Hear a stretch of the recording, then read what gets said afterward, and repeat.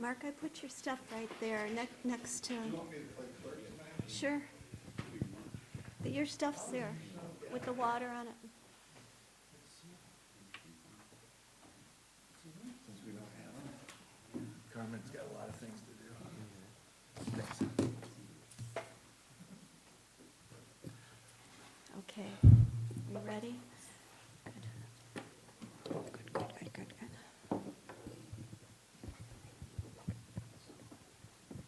You ready, Carmen? Yes.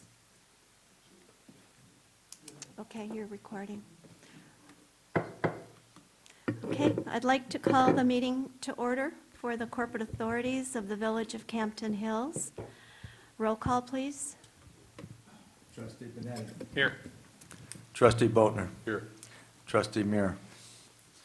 Here. Trustee Hopsenberger, absent. Trustee Burson. Here. Trustee Millet. Present. And President Wojcicki. Present. Okay. All We have a right, quorum. please rise for the Pledge of Allegiance. Frank, will you lead us in the pledge? I pledge allegiance to the flag of the United States of America and to the republic for which it stands, one nation, under God, indivisible, with liberty and justice for all.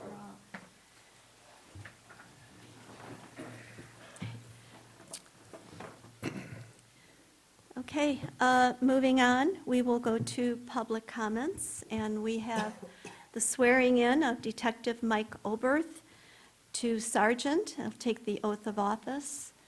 Our Deputy Chief. Deputy Chief, please.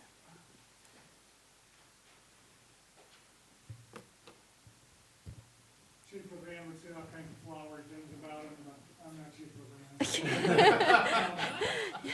We're really lucky to have him. He's a great police officer, and now we're gonna make him a sergeant. So, I state your name. I, Michael Oberth, Do solemnly swear do solemnly swear or affirm or affirm that I will support the Constitution of the United States that I will support the Constitution of the United States and the Constitution of the State of Illinois, and the Constitution of the State of Illinois, and I will faithfully discharge the duties and that I will faithfully discharge the duties of the office of sergeant of the office of sergeant for the Village of Campton Hills for the Village of Campton Hills according to the best of my ability. according to the best of my ability.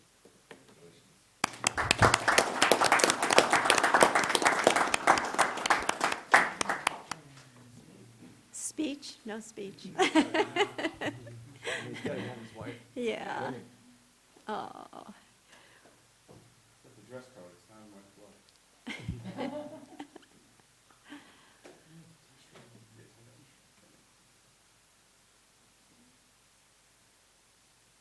ah. Very nice. All right, thank you, Deputy Chief. Do you want to give a couple minutes to the police? To Mike. Yeah, well, no, we could just give them like 5 minutes so the police could. Excellent. So, We can just delay the meeting for a minute so they can leave. I know you don't want to watch the rest of the meeting. oh, but, yeah.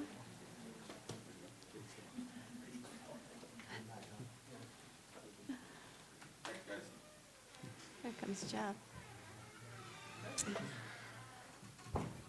Okay, before we move on, I just wanted to read an email I received from Mark and Susan Keller. And if you remember, they're the couple whose, her father has turned 100 years old. He fought in World War II. They had a celebration for him at Portofino's. He's in great shape. It's quite amazing. So I want to read the email. Hi, Barb. Just wanted to thank you again for making this such a special treat for Dad. Dad was thrilled to receive the proclamation, which of course our Mark Rooney had read. But and all of our guests were truly impressed how this village supported Dad this way. Thanks to the board members as well for their support. Special thanks to the police department, that's why I wanted them to stay. Oh, The officers and volunteers enjoyed meeting Dad and were very happy to be involved in this event. Chief Levan's support was excellent, and his team were really outstanding. Have a wonderful and safe summer. Thank you, Mark and Susan Keller. So I'll pass that along to James as well. All right,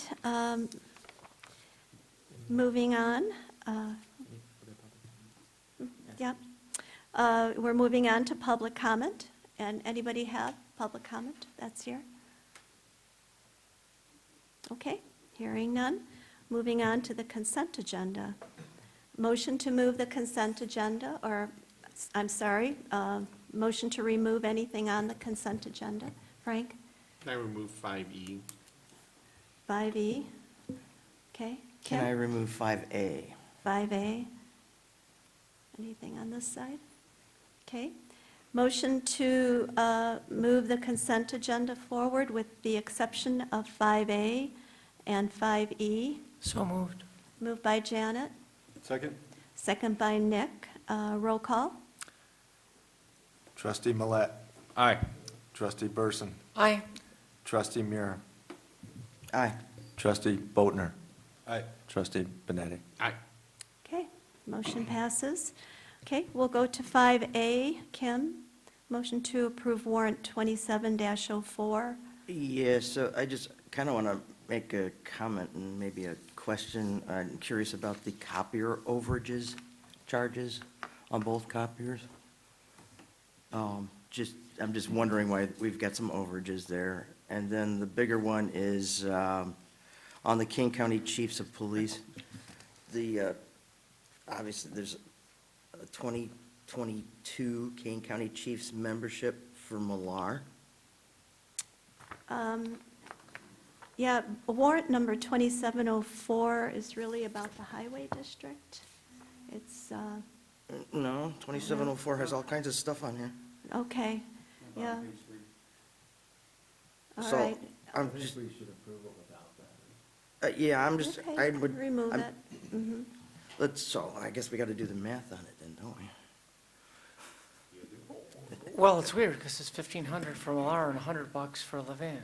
And for deputy chief too, Yeah. it says both. Yeah. I don't know why the charge is on there from Millar. It must be a back charge, I don't know. Mhm, No, it's a mistake, but mhm. Yeah. All right, I assume there's a primary membership and accessory members. okay, do you want to make a motion to remove that? I'd say let's remove it Uh-huh. and find out exactly what it is. Okay, do I have a second on that? Second. Second by Janet. Need a roll call on that, or a consensus? The new, Or- I say the new total would be $16,118.06. Okay. All right, that's good? Yeah. Okay, Um, yeah, Yes, you make the motion. You would be making the motion to approve the warrant as presented in the amount that was just stated, with the amendment to remove number, the 1787. invoice related to that membership. So it's going to be the invoice 1787. Correct. So a motion to approve the warrant 2604, less the invoice 1787 for the amount, it was 16,000. put your mic on, Mike. Sorry, it'd be taking 1,500 off, it'd be $16,118.06. Right. For that amount. Okay. that's- Second. Second by Janet, okay. Any discussion? That's it. Okay, roll call. Trustee Burson, Aye. Trustee Millet, Aye. Trustee Benetti, Aye. Trustee Boatner, Aye. Trustee Muir. Aye. Okay, motion passes. And then 5E, Frank? Yeah, so my only question is, James's employment status with us, because his contract is up, I believe, at the end of this month. And then we had some discussion that he was gonna come on board, and be employed, directly from Campton Hills. But I believe his agreement has a buyout clause that's very, open-ended. I did have a conversation with Mike Earl, who is the person who placed him here, and I actually went to grade school with Mike, so I took it upon myself to call him. And he thinks it'll be 2 weeks of salary to basically buy him out, which isn't very expensive, but I don't know if we've addressed that with anybody at this point, or if it's official that he's agreed to stay on a part-time status. So I guess I'd just like an update before we proceed with this. Mark, I'll let you do this one. He does want to stay on a part-time status. And the dollar amount of $75 an hour, and he spoke to me and he said, with the workload we've got projected, it's 8 to 12 hours a week. And, you know, and he'll work, he does all his own minutes and stuff really from his house, so he doesn't come in for that and the travel time. So it's that, if you'd agree to the $75 an hour rate. Yeah, but if we discussed the buyout with. Yeah, the buyout was, I think you did a buyout when you bought me out of Mike Earl, and I think it was 2 weeks as well, wasn't it, Carmen? The typical buyout that I've seen from GovTemps, which is now MGT, is 2 weeks. I And haven't mine looked at was this much particular agreement, but they're usually. Yeah, pretty the only standard. reason I ask is our agreement is very open-ended and subjective. It's not, it doesn't say 2 weeks. And Mike said he thinks it's 2 weeks, but he's checking with somebody there, so. And it's 2 weeks of his typical Yeah. salary, so Right. it's 10 I just wanted hours, to be 10 sure we hours know a that week. number, that they're not gonna turn around and say, oh, we changed our mind, it's $50,000, so. I can just say I've never seen it over 2 weeks Okay. from MGT or GovTemps, so. It's usually always been, I talked to Earl a month or two back, and he said, got to charge you 2 weeks. I can't give you a waiver, Rennie. Janet? Yeah. All right, so I want to get clear. Are we talking 2 weeks of what? 2 weeks of how many hours a week? Just It was 2 weeks of what he averaged. over the time-wise time he was at- working at the go- under at- MG, at the under rate that we MGT. were paying, yeah. Right. I've worked with a lot of staffing companies and headhunters, as I know you have. And generally speaking, you pay a fee up front, or you employ the person over time, and if you employed the person over time, the fee has been paid.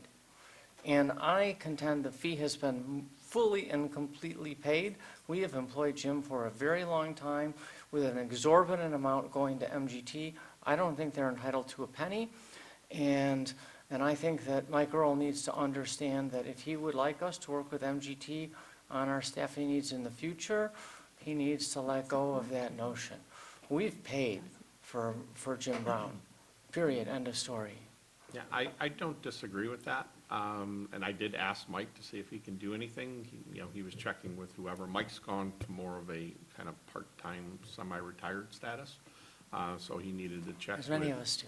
He needed to check with a supervisor to do that, but I think it was 3 years that James has been with us, so. Yeah.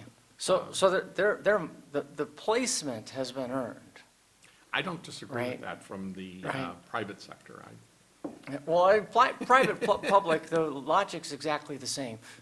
One of the traps that we fall into is thinking that there are special rules in the public sector, and occasionally there are, but mostly there aren't. Mostly there's just an illusion that there are different rules in the public sector. So that placement fee has been paid. That's why I brought the topic up, Thank you. so. Okay. Mike? If I calced it right, based on 75 times 1.4 times 20 for 2 weeks at 10 hours, it's $1,100, so I think you can probably not get too butthurt over that. So do you want to We approve it could with work no past it. severance, or no buyout? I just wanted to get sorry. I just wanted to get clarification. Tell me when you're ready. And I think it's closer to 2,000, but, yeah. I mean, it's just basically, even if you did 10 hours at 104 an hour, that's about 1,000 for the week, and for 10 hours in 2 weeks, 20 hours. I don't want to hold up the appointment, but I think this is a negotiation that needs to happen. I think they've been paid, and I think it's obnoxious for them to ask for anything, actually. I think you can make the motion to not pay the fee and then if they demand it, then you'll address it at some point in the future. Okay, fine, then I will amend the motion to advise and consent to the village president's reappointment of James Brown as the village building and zoning officer for a term to expire April 30th, 2027, to include all the foregoing, except we should not pay a fee to MGT. Okay, do I have a second? Second. Second by Mike. Any other discussion? Okay, roll call on the amendment. Sorry. Trustee Burson? Aye. Trustee Millet? Aye. Trustee Benetti? Aye. Trustee Boatner? Aye. And Trustee Muir? Aye. Okay, motion passes. Madam President, Mhm. before I go into action items, could I just make one quick note? Sure. Like 1 minute? Consent agenda, we had the approving of the low bidder for our 4 projects that we're doing.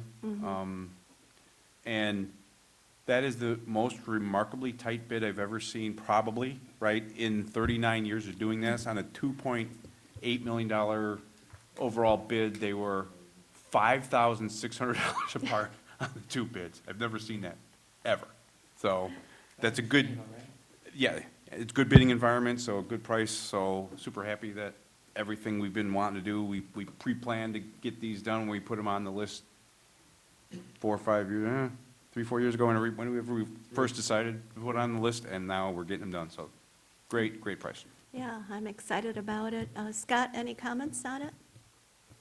We should be, You have to come up to the mic, I'm sorry. And Kim, can you make sure it's on? Or Scott's got it? Yeah. No. That's good. okay. Yes, with concurrence tonight, we'll notify IDOT that you concur with the bid recommendation. Good. That'll start the process of the award with the contractor, pre-construction meetings and such.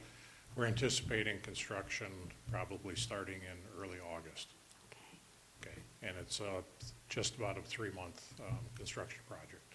So, yeah, very excited to get 5.5 miles of roadway improved at some pretty good prices on this contract.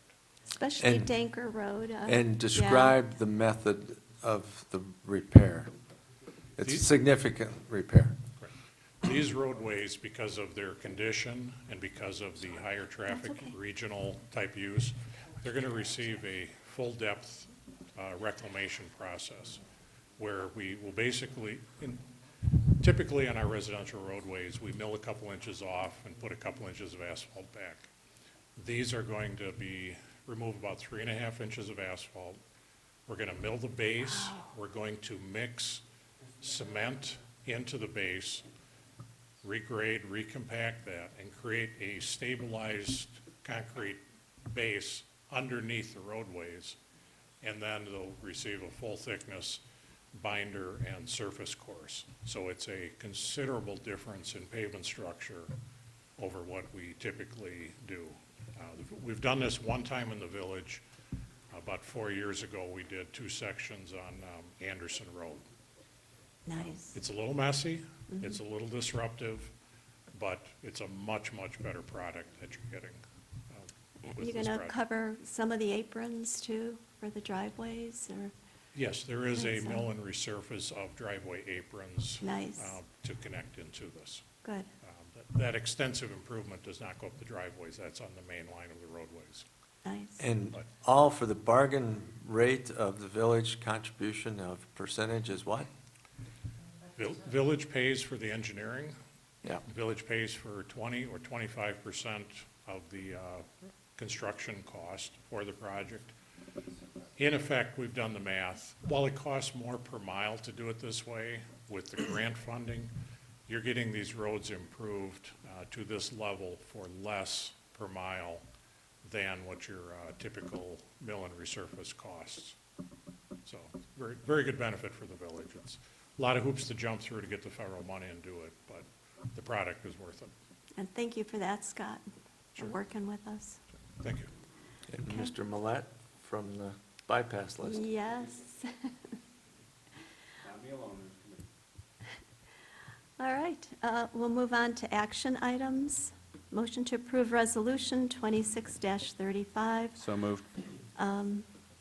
I wanted to introduce Austin while he's here before we vote. Welcome. Good to see you here. All right, do I have a second? I'll second. Okay, Frank's second, a discussion? You need an overview by Carmen? Anything, Carmen? Yep. Wow. Okay, that's great. Roll call? Trustee Muir, All right. Aye. trustee Bodnar, Aye. trustee Benetti, Aye. trustee Millet, Aye. and trustee Burson. Aye. All right, motion passes. Congratulations. Glad to have you. Yeah. I just want to say thank you for the opportunity. I really appreciate it, and I really can't wait to get started. I really appreciate everything. Thanks. Yeah, ditto on that. All right, discussion items, SB Friedman, I see Jeff is here. Welcome, Jeff. LaFox of Campton Hills redevelopment agreement. You want to come up?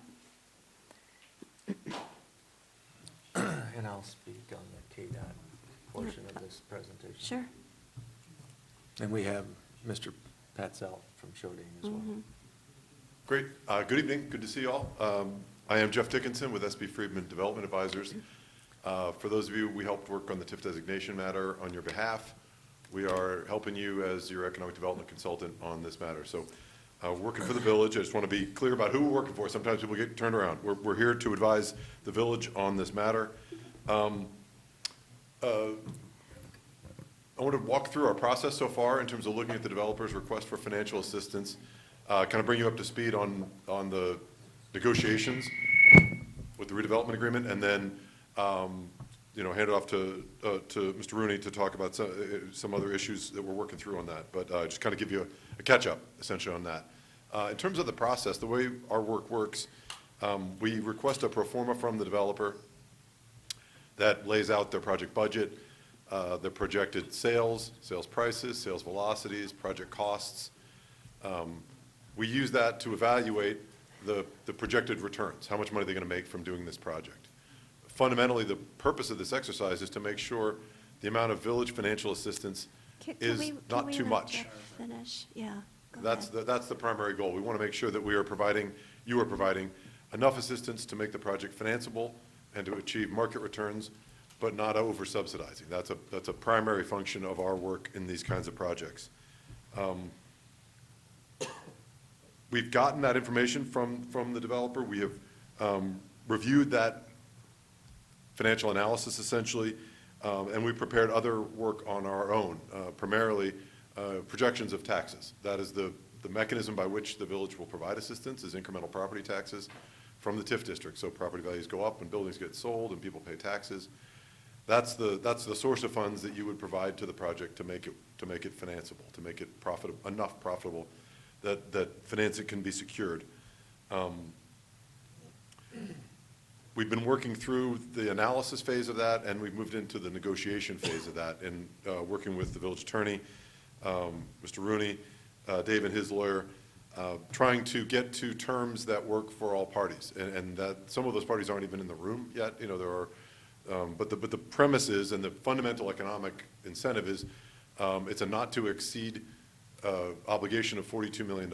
That's the most money plus interest that could be provided to the developer to support the project. That's based on tax projections. Basically, that is the productivity, available funds, maybe, from the project. We had slightly different answers about available funds than the developer. That's pretty normal. The developers tend to be more optimistic people than us, frankly. That's the reason they're developers. We are kind of conservative people who help cities, and so we're not in the business of being too aggressive. But to a certain extent, it doesn't matter, because if the structure of the agreement is, if the taxes are there, then the payment is made to the developer. If the developer's projections are too aggressive and the numbers come in lower, they get less money. So it's essentially a self-correcting mechanism. So, if a board is putting money up front at risk, we fight a lot about TIF projections, but when it's a pay-go deal, as long as pay-as-you-go is the term for this kind of assistance, as long as the returns aren't too high. So we essentially accepted the developer's assumptions, the aggressive assumptions about how much help they could get. We think they're going to come in lower, but we said, let's just believe that they're right. If we do, and they are right, which they could be, the returns are still not too high, I guess, to hit the headline square in the nose. We think the assistance will be lower. We think the taxes will be somewhat lower that he gets. Therefore, his returns will be lower. Therefore, we should be even less concerned about him getting too much money. So we don't know what's going to happen. I guess that's the thing I could say up front. They have thoughtful assumptions. We have evaluated them. They're reasonable. They're not crazy slow. They're not crazy fast. They're not super high. They're not super low. It's a plausible set of numbers, but reality is reality. I don't know how many people were, aware of the 2008 recession. Nobody planned for that. I was doing projections in 2008, and they were wrong. You know what I mean? Like, that happens. Things like that happen. Again, in a pay-as-you-go structure, the risk of hitting a hiccup like that is on the developer. That's the way this is set up. There's no risk to the village. I'm not rooting for a recession, to be very clear. But if those things happen, they are the ones who suffer. There's no financial consequence. Obviously, you want the project to succeed, or you presumably want the project to succeed.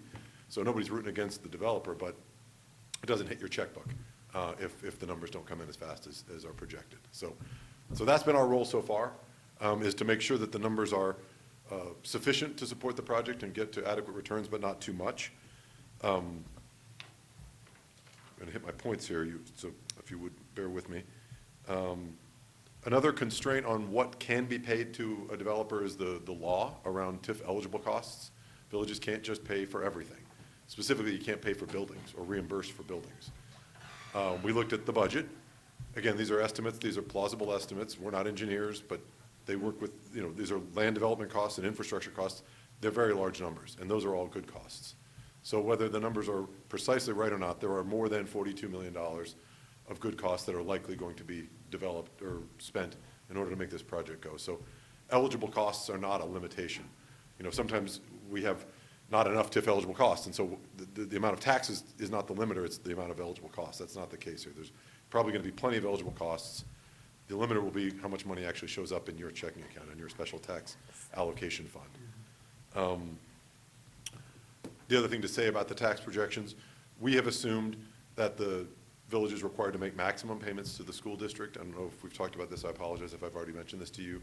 But state law requires, if there are TIF-supported housing units, that the first 40% of the incremental property taxes go to the schools. So that's not available to the developer. That's state law. It's not a choice. That's the board. You can't say no, not that you would. You just got to pay those bills. So that's a haircut that we've modeled in. We think based on the product, they'll probably hit the ceiling. But if fewer kids come in, that would mean more money would be available to the developer. Again, unlikely scenario, but we literally don't know. Like, it's actually about human beings moving into houses. So we can't be certain, but we're pretty confident that we're going to hit that ceiling. I mentioned, I think the returns are fine, even with this aggressive assumption about how much benefit he gets. So we're comfortable with the fundamental financial terms of the deal, a pay-as-you-go deal with a $42 million cap of assistance over time. I think the other things to consider, literally the most important one is a specific fact around you. That is to say, you do not levy a property tax. Mm-hmm. The state law requires that if a town uses TIF but doesn't levy a property tax, that they contribute 10% of the annual incremental property taxes to the TIF fund.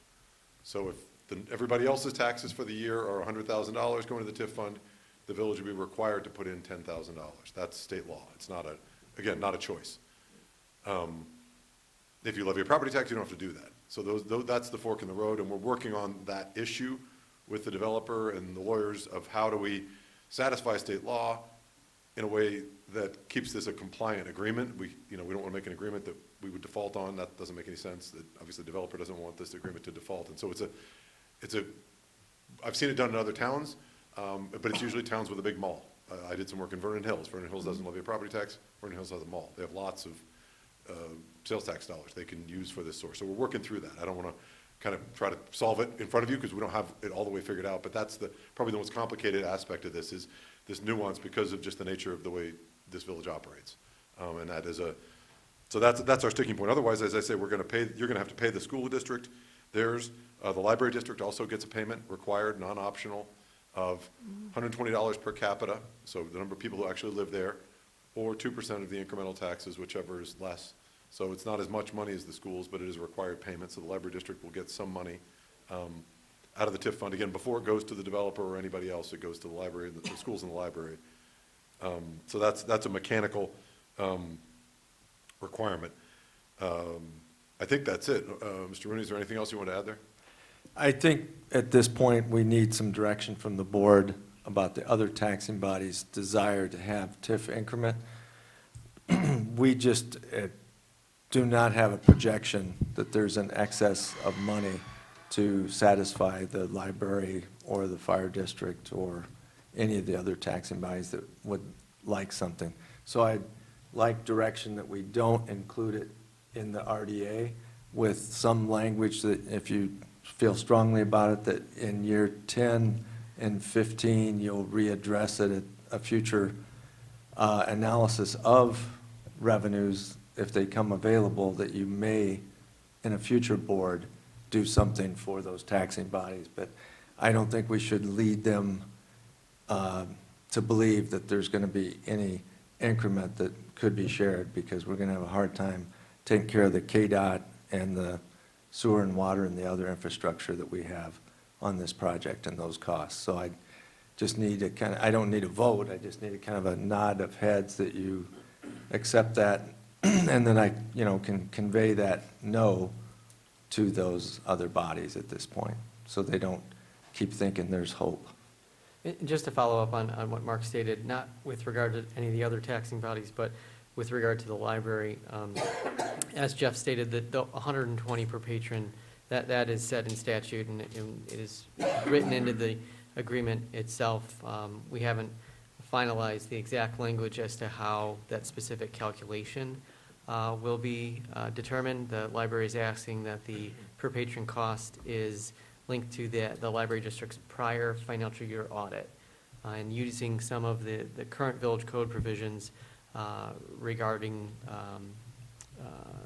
how the village interacts with the school district, albeit School District 303, to count what would be the net of new eligible cardholders for the library. So that's something that's set in statute. That will be written into the agreement. We don't have any leeway on that.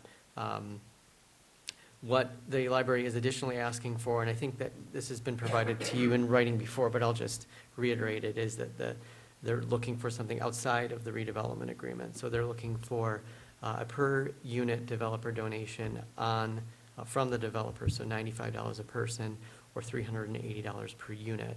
So that would be something similar to, as you've seen in the developer donation agreements like Blackberry Township. There is a certain component of the school district as well that has that, but the most comparable agreement was what was the Blackberry Township agreement. So that is the request from the library. So they're asking for an actual memorialization of how the $120 per patron is determined in the RDA, and then a specific outside developer donation agreement. Or from the village. They're not asking for that money from the village. It wouldn't be paid from increment, but those are their requests. Okay. You may want to hear from Dave. Well, first of all, anybody have questions for Jeff or comments? Janet? I think you're going to get some requests passed through Dave, but I'm interested in how these numbers change based on how quickly he builds. So there are lots of different moving parts in trying to figure out these numbers, as you know better than we. And one of them is how quickly does development happen? And so some of that's a choice, some of that is the market. There's a lot of different things that go into that. And whether you believe that he can build slower or faster is a little bit different question than what happens if he does, right? Because if he does build faster, for example, then one of the things that happens is we accumulate TIF increment faster, and that's good. Mm-hmm. But on the other hand, we accumulate the 10% that we have to pay in absence of a property tax at this moment, right? And those lines cross pretty fast. So overall, it's probably in everyone's best interest that they build a little faster than 30 homes a year, 35, 40, 45, somewhere in there. We don't know. We don't know what he can do, but what we're interested in, at least what I'm interested in, is what you think happens if he does. Not asking for your opinion of whether you think he can or can't. Sure. But more what happens if he does.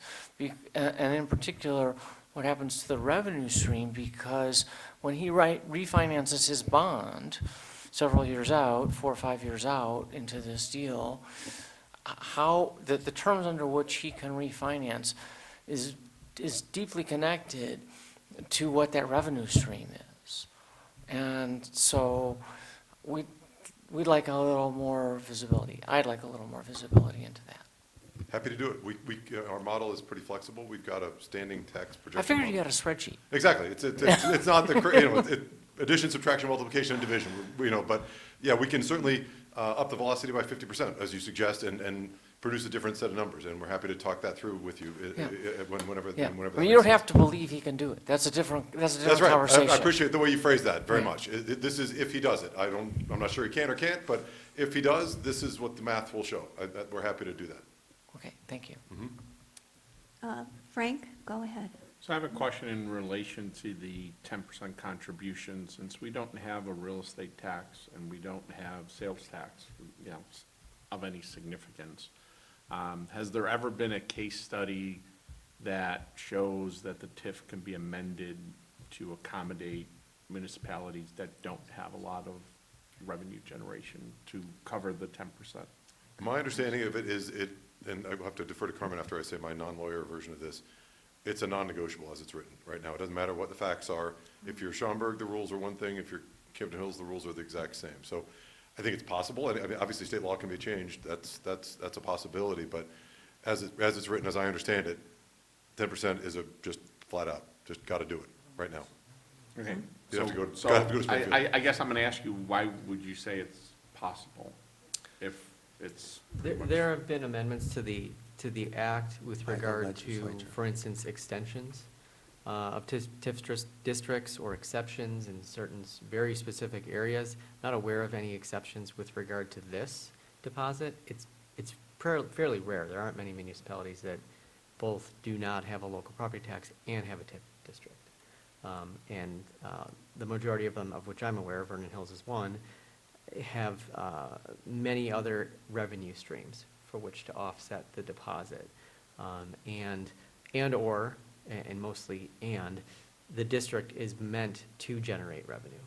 It's a shopping mall, it's a commercial district, an industrial district, things like that, that will bring more money into the village through sales tax and amusement taxes and other things. So having to pay the 10% is not a large concern for that municipality. But it is possible to ask the state senators and representatives for an exemption to this 10%, and they'd have to change in Springfield, and the governor would have to sign it. I mean, it's possible we could ask for that.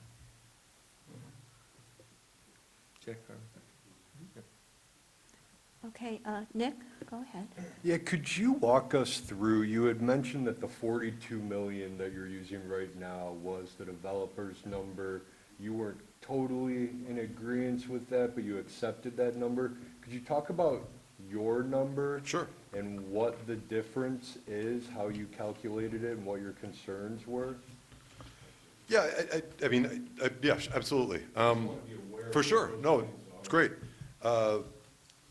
Math guy gets to talk about math. I love it. I'll try to walk this through systematically. We confirmed that sales prices were the same, or were plausible. Again, to your point, we don't know exactly what the house is going to sell for. We looked at velocities relative to other projects. We essentially agreed with that. Or it's a plausible assumption. The fundamental difference, I would say, in our answer was a little bit of just how the math was done, which is just model building. Again, I'm not disparaging the developer's numbers, but we do a lot of TIF projections. So I feel very comfortable that our math is right. The primary, I think, assumption difference was the developer didn't assume 30% to the schools, and we assumed 40 because we think we're going to hit the max. And that may just be the developer. I don't really know why that is, and I don't really need to know why, frankly. But we think we're going to hit the max, and therefore you're going to get a bigger haircut than he does, if that's the short of it, in terms of available money. So he says 42, and we say, I had it up a second ago, sorry. I mean, this is a little bit a function of cost of funds, and we didn't use, this is a discounted cash flow is the number, that's, the developer's number is 42. He assumed a discount rate of 5.75% to get into the weeds of it. That's a very specific number. Again, I'm not arguing with it, like, that could be the right number. I don't know what a note sale like this will price at. That's not really our department. Other people know how to do that. We model it at 4, 6, and 8, so 6 is close to Dave's number. We said 35 million. He said 42, or 35.7, frankly. So that's mostly due to the school kid calculation. That's a long way to give you a short answer. And a slight difference on discount rate, which is a guess by both of us. No offense to Dave's math. It's not a known number either. None of these is known. That number will become real when a note is sold. There will be a price, but it probably won't be 5.75. It will be 5.723 or something. It literally gets priced like a bond, essentially. It's a negotiated number. It's a fine assumption. I'm not criticizing his assumption. It's perfectly fine, but it's not the right answer either, as none of these is. I don't know if that gets to what you were looking for. It's mostly school kids. We had just one of those couple of different factors. You got it. All right, anything else for Jeff? Otherwise, Dave, do you want to say anything? I have nothing to add. And since we have Scott here, the KDOT agreement is also for discussion, and it does also tie in to the RDA, because there's TIF eligible expenses, and KDOT, basically the nice new asphalt that you may have driven on, one of the first 100 people. I did drive on. You're one of the first 100 on it. That is going to be significantly changed from the Y intersection at LaFox down to the underpass. It will be a raised median of landscaping down the center, and then 12 feet of new asphalt in extension on either side of what is there today, with a bike path and a connecting path, and there's a huge cost that will be related to, and our preliminary PUD folks did say, and Michael know this and Scott, that subject to KDOT's approval of a document, and they are playing, as KDOT would be expected. They're going to find every aspect of their code warrant, not the traffic study warrant, to state why they need different turn lanes and costs that are going to be a reason that we would possibly move our ceiling from 42 to 48 million to accommodate those costs and some other costs of that 10%. So when you see the document, we may have a higher ceiling, just as a term, but it's going to tie back to, I think, Trustee Burson's idea of he sells more units sooner and a higher price point, there will be extra TIF increment generated to cover these costs that we've discussed in the RDA. So that is ongoing. Scott has been instrumental trying to get KDOT to prove up some of their costs. One of the big sticking points for me professionally to recommend that we got to hold up is we need not just to have LaFox from the intersecting of Bunker down to Kesslinger milled and overlaid this fall, and they call it good. In other communities where they've taken jurisdictional transfer, they've given dollars that are close to $1 million, because they know that short mill overlay of that significant road is giving us kind of a pig in a poke, that we could have a very expensive repair the second time in 10 years, 12 years. So we've got to be very careful about that. So that's why that deal, they had a good meeting at the Transportation Committee of the county with KDOT is the sponsor, but the County Board Transportation Committee meets. It was a very productive meeting, but we've got a lot of work, Scott and I, with Tom Rickert and Dave, to get some of the terms a little more favorable to our side of the table before we say yes on July 21st at the full committee, and then on 8/11 they could vote on it. So we'd like to get those costs a little tighter and get something for the village on that dollar amount for that road. Because they've done it in other communities, why they're saying no to us. Our recourse would be then give it to Rod, how's Rod's last No. name? It's in our, they can't. It's in Well, our boundary. It's in our boundary, It's us or but nothing. it's actually could go to the Blackberry Township Highway Commissioner because we haven't annexed the historic district. Yeah, but south of there is ours.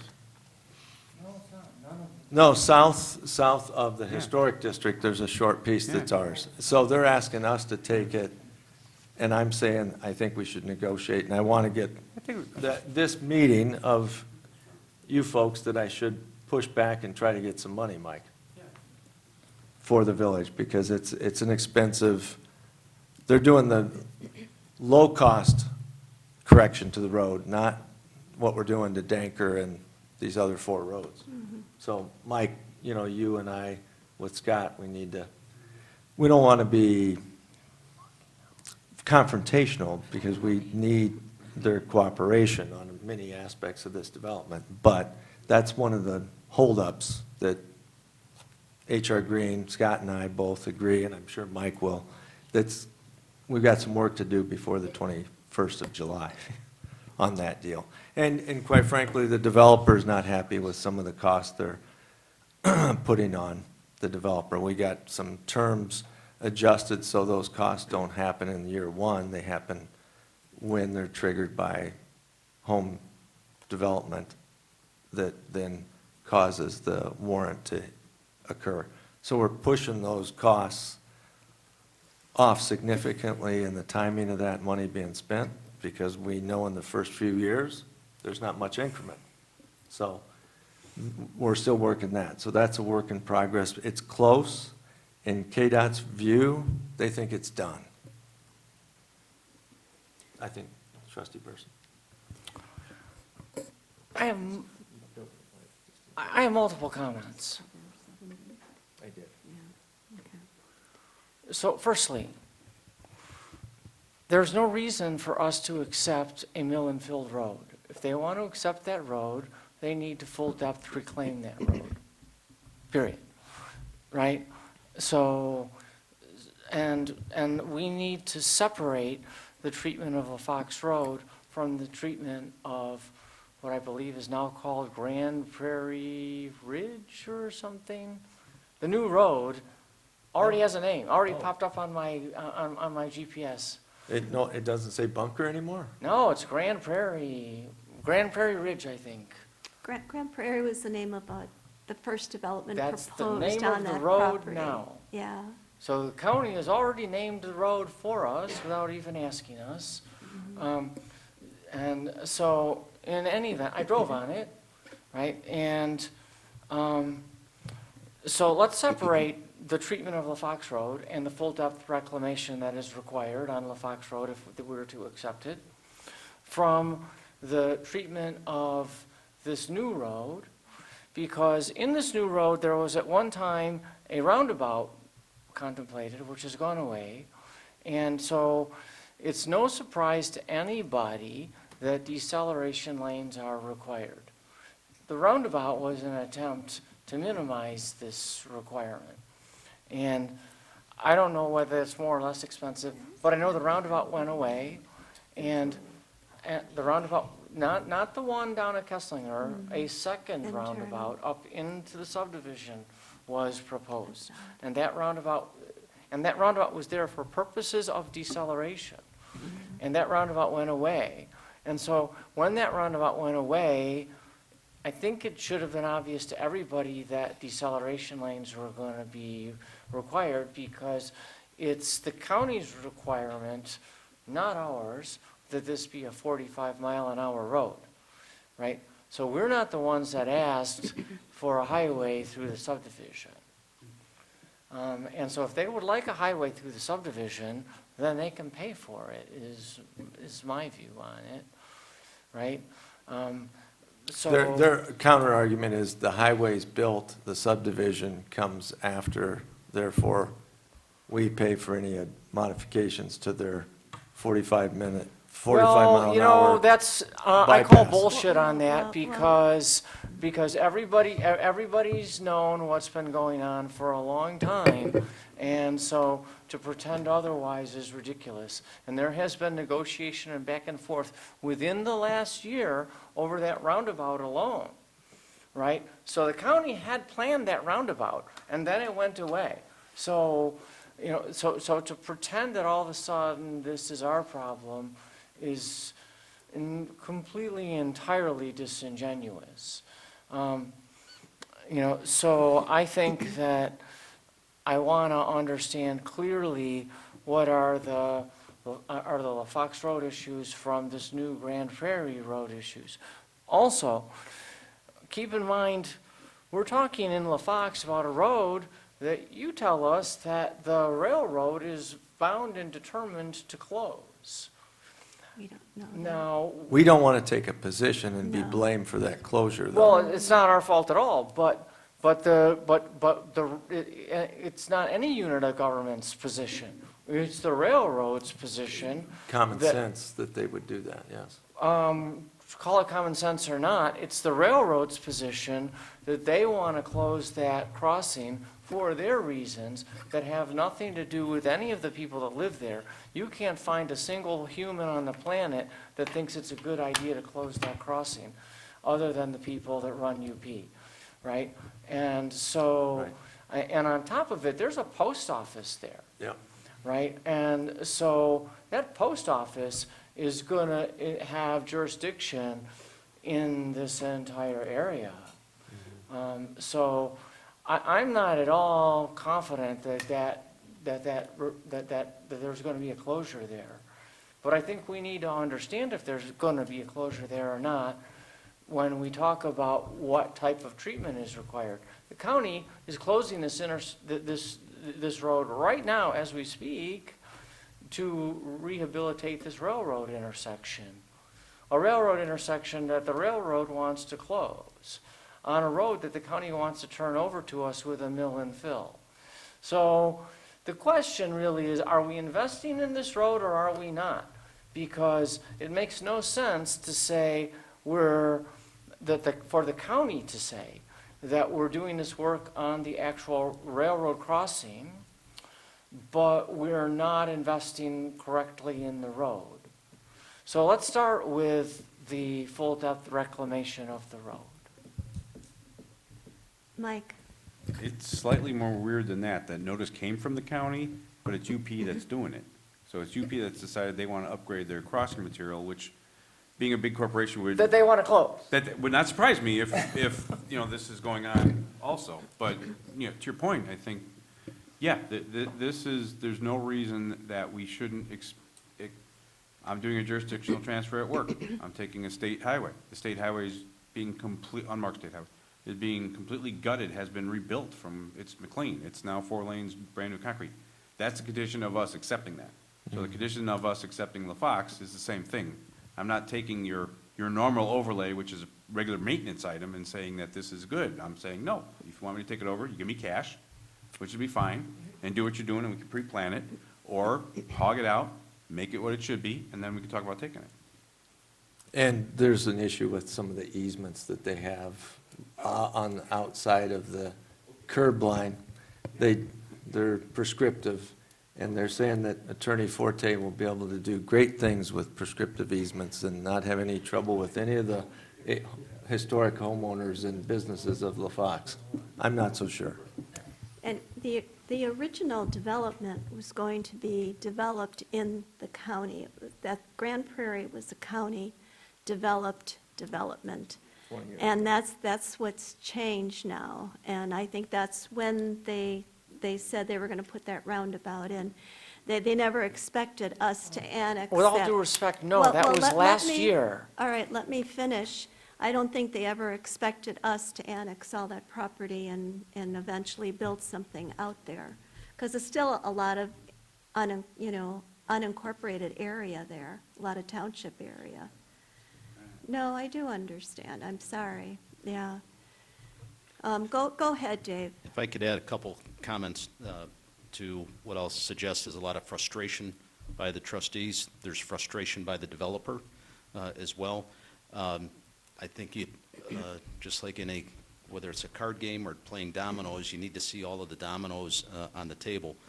A couple issues that you haven't mentioned is that we know that we have a development that's going to have open space, that the Forest Preserve has allotted dollars to purchase this open space. And they are saying, if you don't acquire this open space soon, we could have a problem where we're not going to acquire that open space. So we have a problem with time with the Forest Preserve. We also have a problem with time with the developer. The developer has a contract that has to acquire the land by a certain date. Unfortunately, KDOT knows that we have these time issues. And KDOT has very eloquently told us, if you're unhappy, we'll take it off the agenda. And we'll put it on next month's agenda. Or we'll bump it another month. So those are problems, and how do you put dollars and cents to those problems? If we collectively, the village and Chodine, want to get this done, and/or the Forest Preserve, there's pressures that we need, that they can instill or push against us to get things done, i.e. this pavement. If you look at the Bunker Road, it's been knowledge that everybody has, but nobody wants to admit that as soon as you build a bypass, the railroad is going to close the on-grade crossing. And nobody wants to support that because they're concerned about their constituents, but it's anticipated that that is going to happen. The railroad will go to the ICC and close the crossing. The railroad is not going to have to build they're not in the road building business, they're in the railroad building business. They're not going to build cul-de-sacs at the end of when they close this crossing. They're not going to be worried about the roads. The roads are somebody else's. Regarding the roundabout on Bunker and the turn lanes, I think nationally, the UP is undefeated in 120 years. so I agree with you. Regarding the Bunker Road and the roundabout, I agree with you. There was a roundabout shown in the Grand Prairie plan. I understand that, yes, you intersect or want to connect to a county highway, you're going to have to put decel and XL lanes in. Understood. However, there's also plans for another property owner that is at that same intersection by the name of Metra. They're planning for a 400-car parking lot. They're going to need turn lanes. You're If they- speaking on the north side of the, North side of the tracks. So they're going to need, Just a new lot, A new non-existing lot. it's and non-existent. correct. Typically, that car count will add or can help pay for or should be help paying for turn lanes. KDOT, in their wonderful writings, are telling the village that not only is the developer going to grant right-of-way to the parking lot, they're going to require that an easement in that right-of-way be granted to Metra. Why are they doing that? So Metra doesn't have to pay a recapture fee for any of the costs related to the turn lanes. Again, that to me is unfair and is wrong. And what can we do? We have the clock, we have a deadline. We can keep pushing and pushing and pushing, and we can try to see if they will help contribute to that, but I don't know myself whether they will or won't. Our final straw for us, again, us collectively, will be to go to Transportation Committee and go to the county board and ask for assistance and direct the county staff. So do we still have some fight left in us? I think there is still fight left in us. Right. And I can tell you today that with President Wonicky, myself, the LaFox Civic Organization, we were all present at the Transportation Committee. We have met with various county board members and expressed our concerns. At the meeting, it was conveyed that we want to be cooperative, we want to get the job done, but at the same time, we all need to cooperate and need some assistance. We'll see how far that goes. So hopefully that sheds a little bit of light on otherwise just saying, I don't want to repave the La Fox Road, I want full reconstruction. If, my gut tells me, if we dig our heels in and saying we want full reconstruction, KDOT will say, fine, we'll be talking to you next January. And I can tell you next January, I won't be standing up here talking about it, and the Forest Preserve won't be talking about it, and the property will be de-annexed, and you won't have to talk about it because the road won't be in your village any longer. So please, And I think I was going to say the same thing tactfully to trustee Burson. We've talked to the Transportation Committee Chair, Rick Williams, and he even agrees, and another one of the county board members agrees, they have paid other communities some dollars for, in lieu of doing a full depth. So we're working that issue, and that's, I think, what we'll end up getting. They won't promise to pay for a full depth reconstruction. They're gonna give us some financial dollars toward it, maintenance of it in the future. That's kind of their position. We're trying to get the dollar amount not to be $10, to be closer to $1 million. But it's gonna be somewhere between their 100,000 and our $1 million request.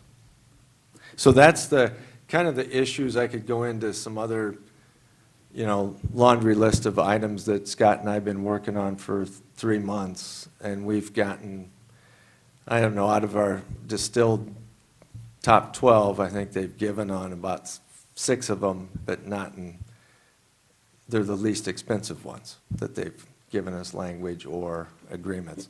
So we still have, that's why I'm saying we still have some work to do, but our timeline, as Dave said, and that's what I was referencing, 7/21, because if we make at a point where we refuse, they'll just push it to start over, and it'll take another 90 days after 7/21, which will be past the deadline that the developer has to satisfy the Ryan property owners. And our Forest Preserve partners could be getting antsy if that gets into late September, October. So KDOT understands, as he knows very clearly, Dave said, they understand these pressure points, and they're kind of playing the old game of he with the gold makes the rules. And I'm sorry to say I'm going to keep trying with Scott's help and Dave's help, but this is not going to be one of those deals that I am going to proclaim as some of my best work, because it's going to have serious constraints. But the county, they have the leverage, they have their code and their warrants, so they are legally within their bounds of what they're requiring from the village and the developer. I don't think I like how they've done their math, but they've justified it to us. So it's going to be there's some compromise that we're going to have to swallow on this document. Would you say, Scott? I would agree with that. So I'm just preparing you to not be totally happy with the final product, because I know that Mr. Patzel has voiced his concern to the point where I was like, Dave, please stop. We still got to get Tom to sign off on this. But it's tough. Go ahead, Scott. Just here to answer Just here, any okay. additional questions. I think between Dave and Mr. Rooney, have addressed, that comment very clearly. So, Okay, anybody have questions? So when we Scott? circulate the document, because we just got it back at 4 o'clock today with the changes that our meeting a week ago, Friday, so it'll be 2 weeks this Friday, we got those back, and now I'll distribute what their version of the final looks like in their eyes, and we'll put our items on it from the developer as well as from Scott and I that we still think are issues to negotiate.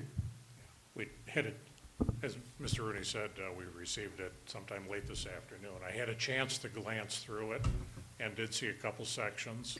Okay, they get this clause in that we had asked for. There's one of the dozen. The next one, well, not yet. So it's, we'll go through it and see what's in there and provide our input as, here's what we asked for previously, here's what didn't make it in. Is it a critical issue to continue with or not? Yeah, and they play the game of their warrants, and they also have a timeline of, the state's attorney's not as responsive as your village attorney, so they have their lawyer time built into the crisis point of this leverage as well. So we're down to the end, and it's going to be right down to the 21st of July, probably, with this document. So that's where that will be. So we'll probably have the KDOT may come, very likely will come after the RDA, folks. So we're hoping to distribute, the back and forth, Carmen, and not speaking for you because I haven't been able to talk to you today, but when would you send out the draft RDA to the trustees, do you think? We can discuss later. I have some more work to do. But ideally, we're going to try to get it to you this week, and I wanted to ask at this point too, because you don't have a meeting scheduled until 7/21 because your summer schedule. I'm not the administrator anymore, but in this role, I need to drive the timeline. 7/7, a possible meeting night to discuss and get to the RDA. Right? 7/14? I can make that work. I can't make the 7th work. I know I already have tickets to an event, so. All right, so it looks like 7/14 is a special and then carried on to the 21st. I have to check with Austin, too. He's good to go. Okay. He doesn't have a choice. Yeah. All right. Anything else, Scott, or? No, nothing else to add. Okay. Thank you. Carmen, did I leave anything out that you feel the need to? More than enough. All right. What's this rumor of a summer schedule? This is the second summer that. Well, there's supposed to be one meeting a month. One meeting a Yeah, month. no, But I know what it's supposed to be. But I always have other issues for you to address, so maybe Austin will get you to a summer schedule because he'd be more organized than I was. Well, and we haven't had a new development that we're discussing. I mean, we have to fit that in our schedules. Yeah. Frank, I just love spending time with you all. Well, let's move on. Website update. I was kind of hoping Tracy was here, but Nick, I was. Kim and Nick were running Kim this. and Nick, yeah. Well, the technology committee meeting, we were gonna meet Thursday, which would have been our regular day for that committee anyway. We are gonna retool it, but I intend to bring it up there because Tracy, the clerk has expressed her desire to have something other than what we She's got a lot have. of experience, yeah. Well, it's more Hi, Jeff, about not thank you. having the experience Yeah. Oh, no, you to, do too. to Yeah. do the designing and the upkeep. Sure. So I just wanted to bring in the technology committee as, and let them know what's going on. Okay, And go from there. that's good. Our CIO isn't gonna be there, he's got another commitment, because I kinda dropped it on him, but, you know. Okay. I just wanted to ask Nick, what was the name of the place that you, Rival Mind, Right. and that. Rival I- Minds? Yeah, after meeting with Tracy after the last meeting, she really likes that. I Okay. mean, the technology committee, I think the board was mostly concerned about cost, Okay. you know? The Civic Plus was exorbitantly expensive. I mean, Yeah. we were paying it every year, the annual fee.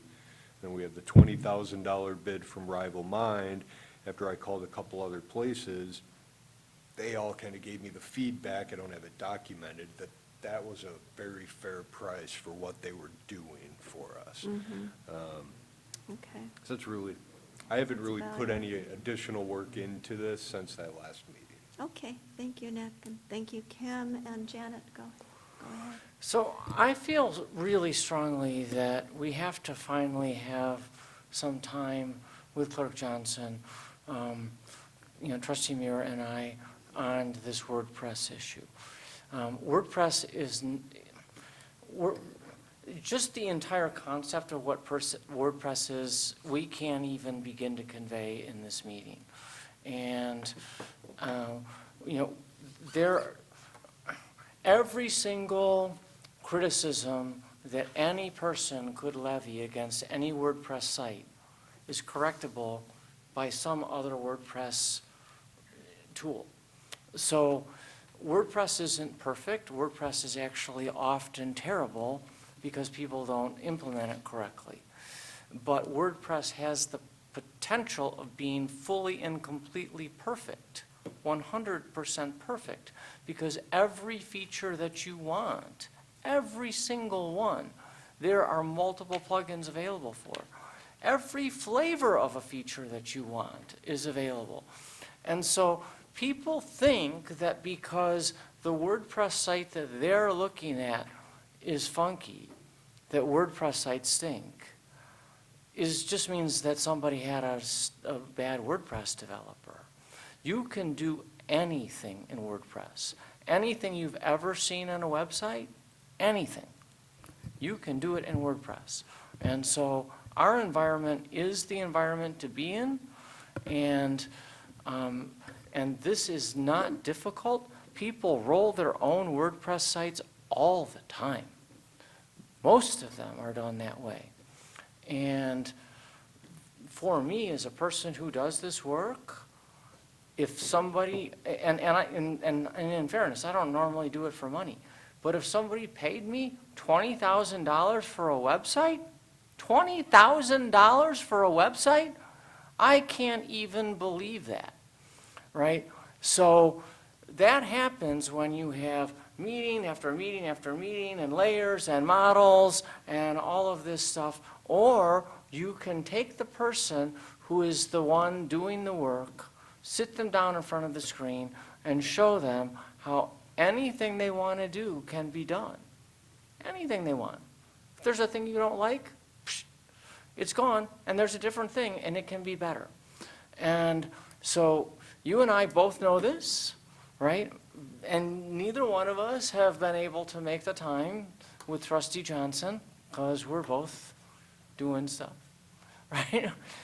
But we can do this, and we can save the village a bunch of money, and more importantly, we can get the village in a situation where we can continue to maintain our own site and not be in the thrall of somebody who doesn't just want $20,000 now, but wants thousands of dollars, and thousands of dollars and thousands of dollars.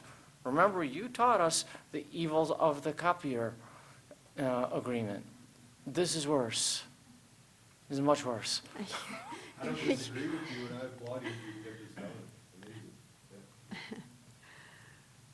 All right, any other? Oh, go ahead, Kim. Of course, I agree. All right, no more pointing.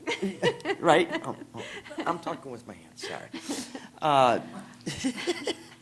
No, I just wanted, because of the retooling the technology committee and kind of changing their calendars, I figured I'd just bring them in and get them up to date while we try to figure out how to get it and sit down with Clerk Johnson. Okay, sounds good. Sounds like a plan. Okay. All right, additional items from president, trustees, or attorney? Oh, Frank. So I have one. I'd like to ask permission to have Scott Marquardt come to a meeting with Fox Mill residents to discuss the road situation. We had talked about this over the last number of months, and I guess Fox Mill conversation has been going on for years. And I'm to the point where I think I have enough residents that are willing to come in and listen to what the issues are. And my goal is to present the solution, which is going to require the residents to participate, in the road work. But I feel like there's they need more knowledge and more detail. And obviously having Scott come out is gonna cost a little bit of money for his time. So I want to ask the board for that permission to have him attend. I'm also going to have a realtor and an appraiser attend to talk about the benefits of improved roads in a subdivision, especially like Fox Mill. But I think they really need to understand the issues. I know there's ADA sidewalk issues that the HOA has been holding off on because they don't want to do that and then have the roads done at a later date and destroy everything. So I think I'm to the point where I've got a good group or number of residents that are willing to come in and have a discussion. But I want to make sure that we present things in the right manner. And having Scott there would be very helpful. All right, Scott, what do you think?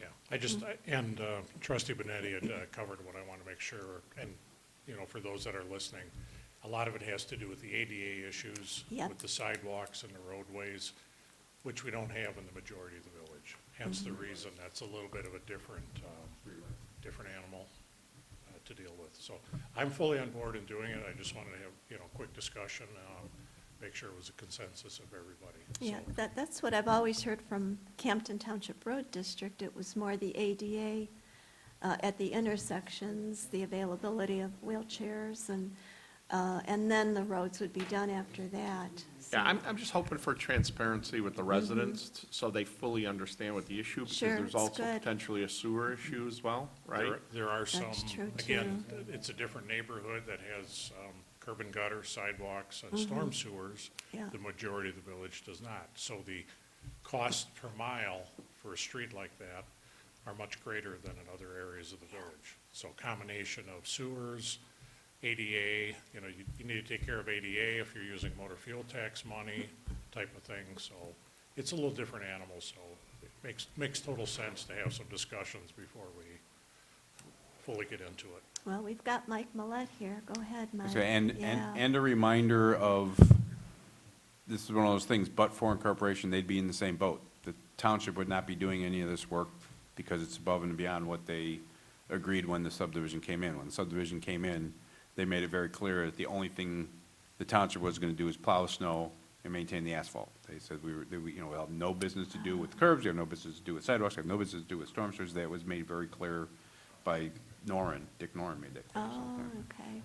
Yeah, I think the overall education of the residents is really important, because then they can make an educated decision whether they want them or they don't. And quite honestly, I live there, so to just be totally upfront, I'd like to see it done, but I would live with either decision one way or the other.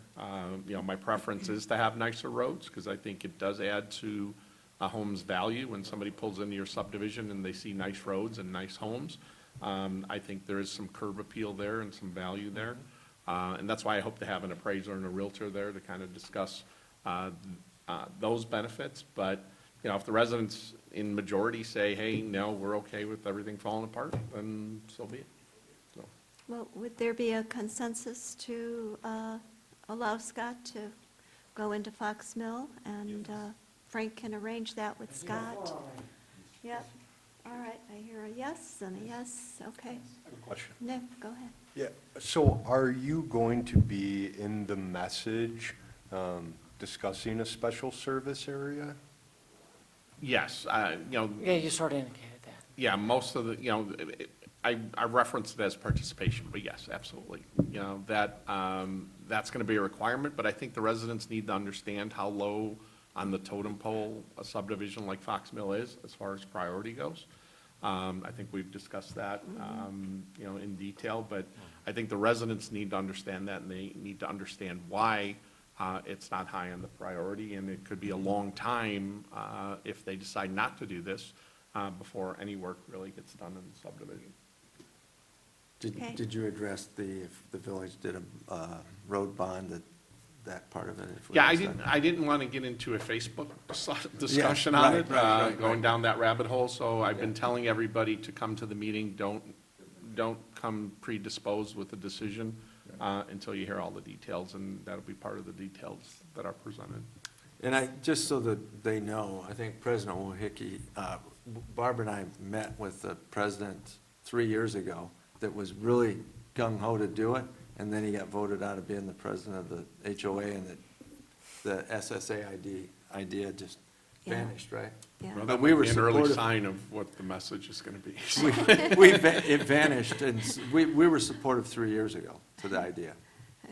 Yeah, I can tell you it's pretty split. Obviously, nobody wants to pay more, but, you know, if they see real value and there's an exemption down the road, if the village had to do something, you know, for roads, you know, I think if they understood the full story, I think they can make a better decision, so. Okay. Scott, anything? I'm on board with it. If it's okay, I'll coordinate directly with Perfect. trustee Benetti as far as schedule and such, so, Okay, that works. thank you. All right, anything else? Yep, Carmen? I just want to say I appreciate your continued confidence in reappointing us as village attorney for the upcoming year. We look forward to continuing to work for you. About that. Thank you. Okay. Is that why everybody's clapping? Yeah. All right, motion to adjourn. So moved. Frank? And Second. who- Second.